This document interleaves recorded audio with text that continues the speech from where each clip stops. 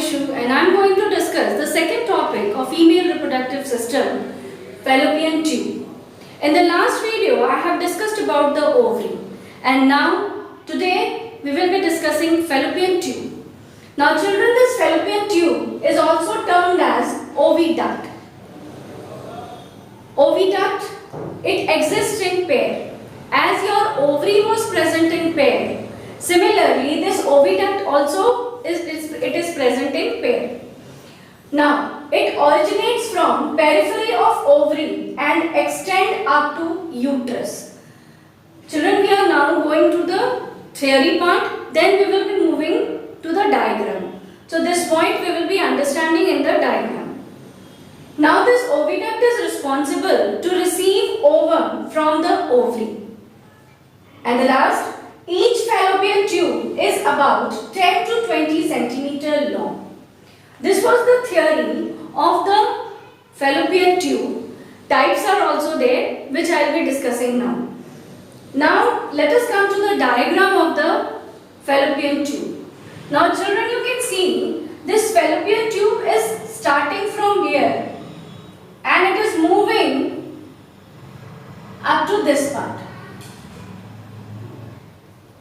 This whole tube is your fallopian tube oviduct. Now the total length of this tube is 10 to 20 centimeter. This total length is your 10 to 20 centimeter. The whole length of the fallopian tube. Now I told you this fallopian tube originates from below the ovary and it extends up to uterus. What do you mean by that? Structurally, you can see that this is ovary. These are ovary. And this is uterus. This is fallopian tube. This fallopian tube is actually a connecting point. It is connecting the ovary to the uterus.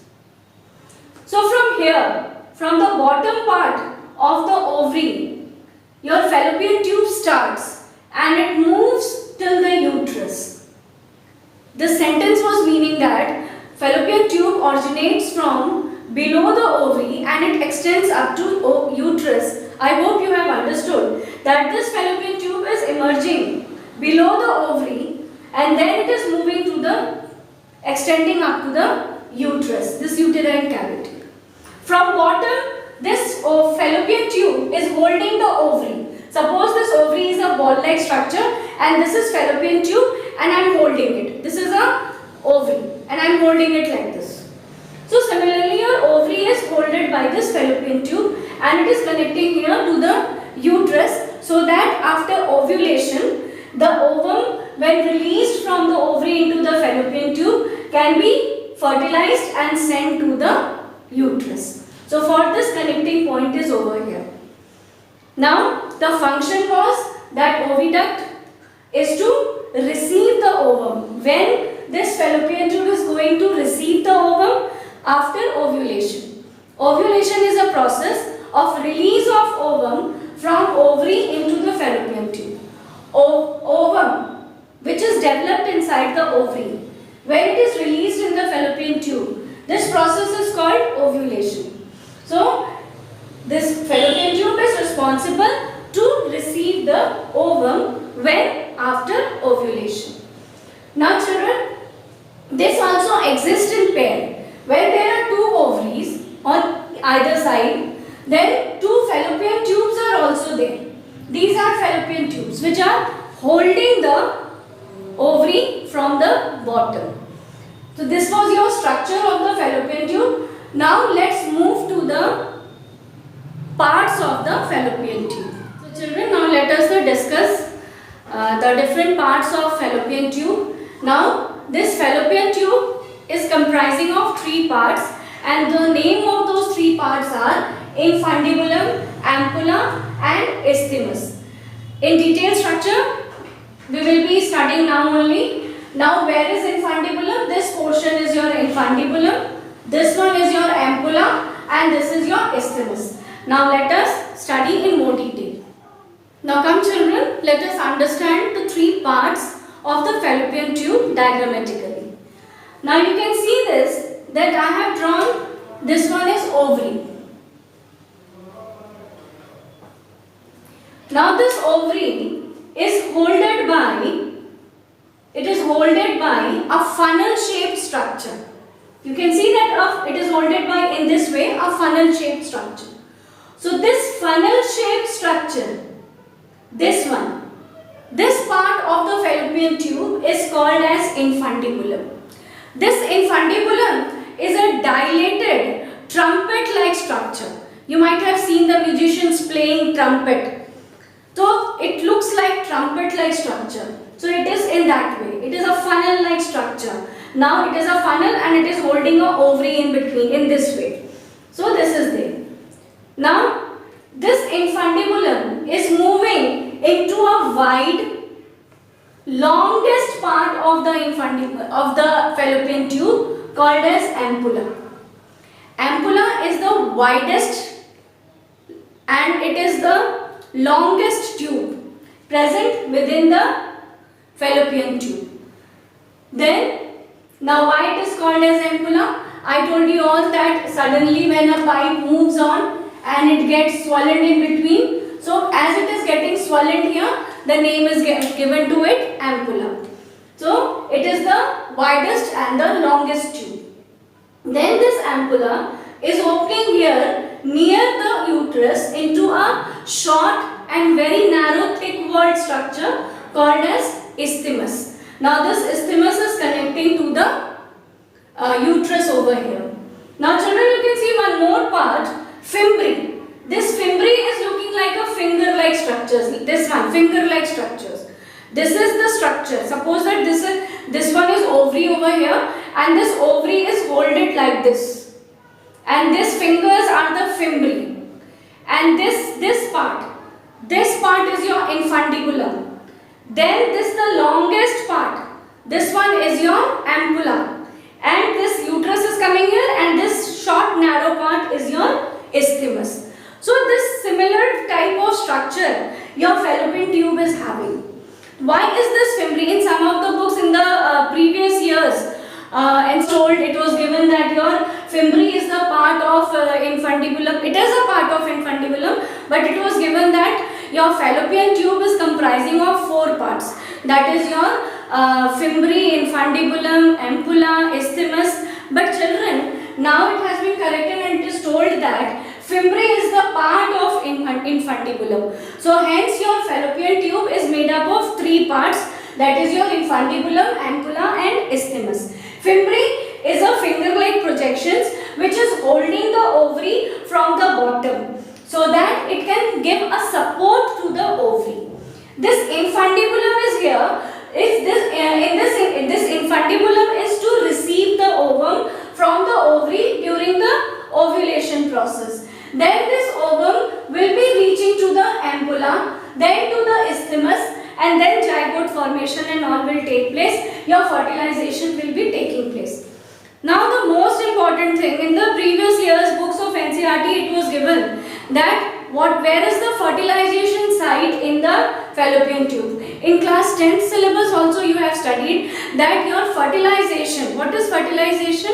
The process of fusion of sperm and ovum. So we have studied that your fertilization site is fallopian tube. But which is the actual place where your fertilization occurs in the fallopian tube? So the actual place in the previous year's NCERT book it was mentioned that it was ampulla isthmus junction. If suppose this is your infundibulum and this long part till here is your infundibulum. Then this long tube part is your ampulla and then this one is your isthmus. This much is your isthmus. So it was told before that your fertilization site was this. At this junction where your ampulla and isthmus is joining, it is meeting. But now it has been corrected that the actual site where your fertilization occurs, even in the new editions of NCERT also it has been corrected, that the actual place where the fertilization takes place in the fallopian tube is your ampulla. It is not your isthmus junction, ampulla isthmus junction, but it is your ampulla. So fertilization takes place in the ampulla. Infundibulum is a part which is receiving ovum during ovulation process. Then this ovum will be reaching to the ampulla part. And after insemination, suppose the sperm has also travelled through the uterus and it has reached to the ampulla region. Here your fertilization will take place. Zygote will form, and then passing through isthmus, zygote will be transferred to the uterus. But now we are not going to discuss that. Our main part was structure of ampulla. Now, one more interesting thing is that how from bottom the ovum is switched up. Now ovum is here. Ovum is produced inside the ovary. Now from here the ovum has to reach here and then it has to move up. So from bottom your ovum has to move to the upper part of the tube. From lower side it has to move. So how from bottom? It was very easy to throw the ovum from up to down. But ovum is not moving in that direction. Ovum is moving from bottom to up. So how it is going to move? Now children, here on the wall of the fallopian tube, on the wall of the fallopian tube, cilia is present. The inner lining, the germinal lining of the fallopian tube is made up of ciliated epithelium tissue. And you know, in class 9th you have studied, in 11th also you have studied that ciliated epithelium tissue forms the lining of the fallopian tube. It forms the part of certain organs, and this ciliated germinal epithelium tissue, they have cilia present in them. Now what is the cilia? Cilia is a particular hair-like structures. Now what this ciliated epithelium tissue will do here in the fallopian tube?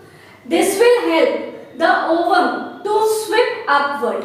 It's a very easy, very interesting process. Many videos are there. It's a very interesting. When your ovum released into the fallopian, in the infundibulum, then the cilia located in this way, it keeps on sweeping the ovum upward. From here it will sweep ovum upward, then it will sweep again upward, it will sweep again upward. So similarly with the sweeping process, with the movement of the cilia, your ovum will be transferred from the ovary into the ampulla. So children, this was the whole structure of your fallopian tube, and I explained you that how your cilia is helping the ovum to sweep out into the ampulla part and how these parts are made up of. Hope this session was clear to you all. Thank you.